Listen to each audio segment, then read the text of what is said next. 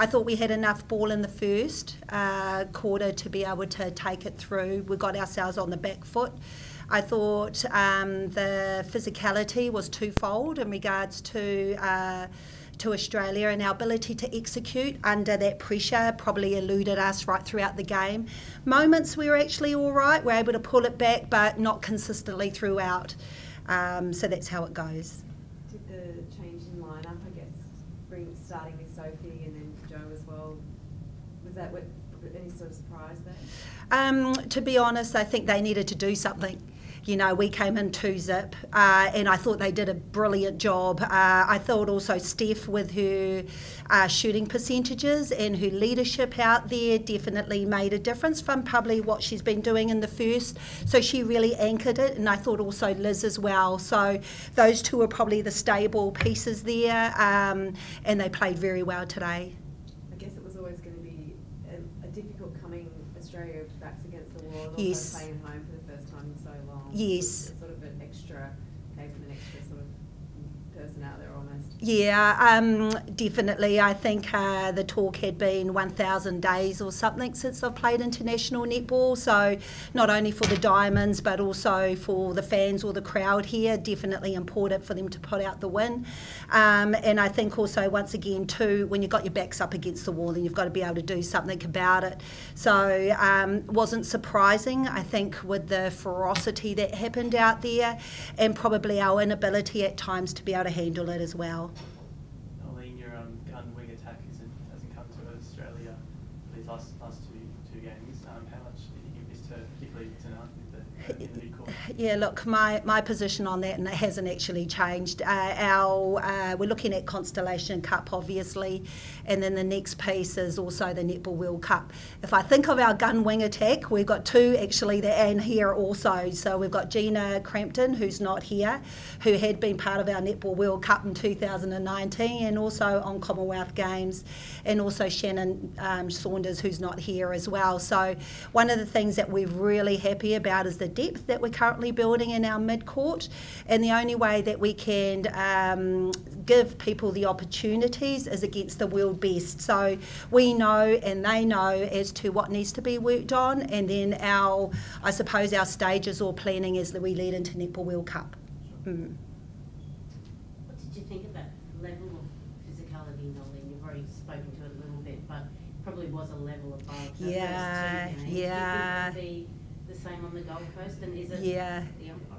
Oh, look, we've been expecting it right from, we've been talking about it every day, you know, every time we know what that physicality's like, and we've been expecting it for a wee while. So this is probably the first time that we felt the ferocity of it, and once again being at home as well sort of adds that impetus to it.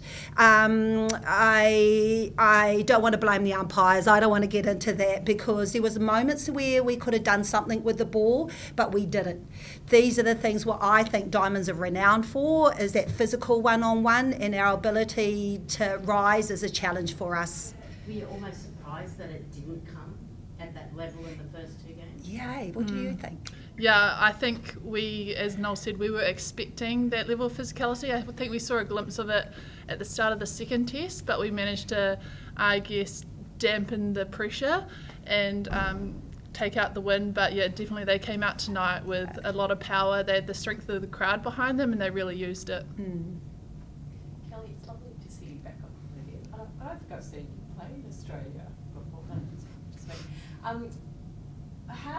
What would you do to be able to look at more at the ball coming down, so rather than getting caught up in what your player's doing, looking for intercept sort of across the circle? Because I noticed there were lots of balls going into the pocket that looks like sort of easy outlet balls at the last second.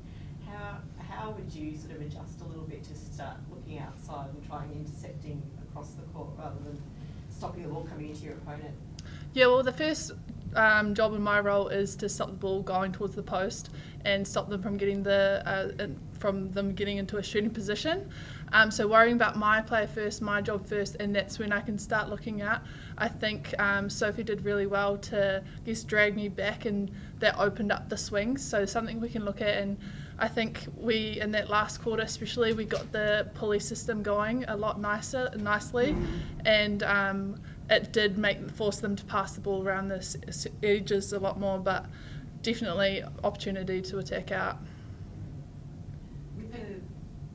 Sorry, I was just going to say, before Gold Coast, how do you approach, say, the next couple of days, and what do you work on in order to get the win and build up that, remove that deficit, I guess, because of the goal difference? Yeah, I suppose the first thing is all we need is a win. You know, so we've got to keep it in context around things, in saying that, look, they need a win too. So that's what it's all about. And I think first thing is that's why Constellation Cup is such an awesome competition to be a part of. Look, we got a lot of things to work on and we've only got a couple of days.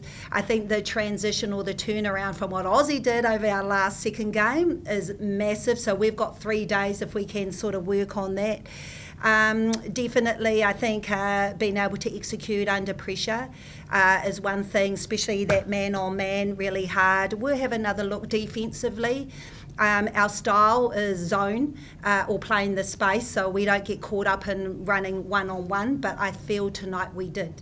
So we've got to come back to what we do well and maybe a bit more mobility and maybe also looking at a few combinations to see if we can shut it down. Yeah. Pretty stunning, really. Yeah. Once again, that's what we expect from Liz. And I think in the first 2 matches she didn't do it. So she's definitely a kingpin in regards to the playmaker. And I think when you've got her and Steph on that line, both of them together make a really strong combination. So we didn't do that well. We didn't shut right from the start on the centre pass D. We got caught apart, which doesn't help our backs. So we got to relook at once again those strategies that we do. I also thought there were moments there we just went maybe 1 second and we just needed to keep driving through to stop that pass. There's quite a few things that I feel we can do within the short time frame without pulling ourselves apart. We've got to go back to the things that we do well.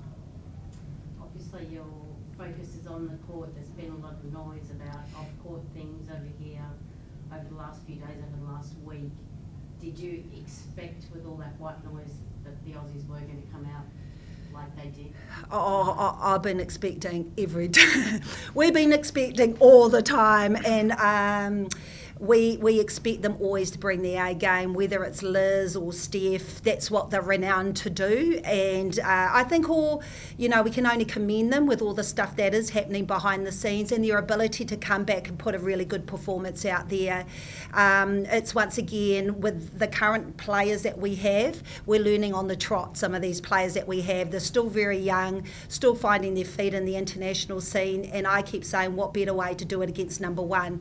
So they were a force and we just weren't good enough on the day, and with all the stuff that's happening in and around them, good on them. Cool. Thank you very much. Cool, thanks guys. Thank you.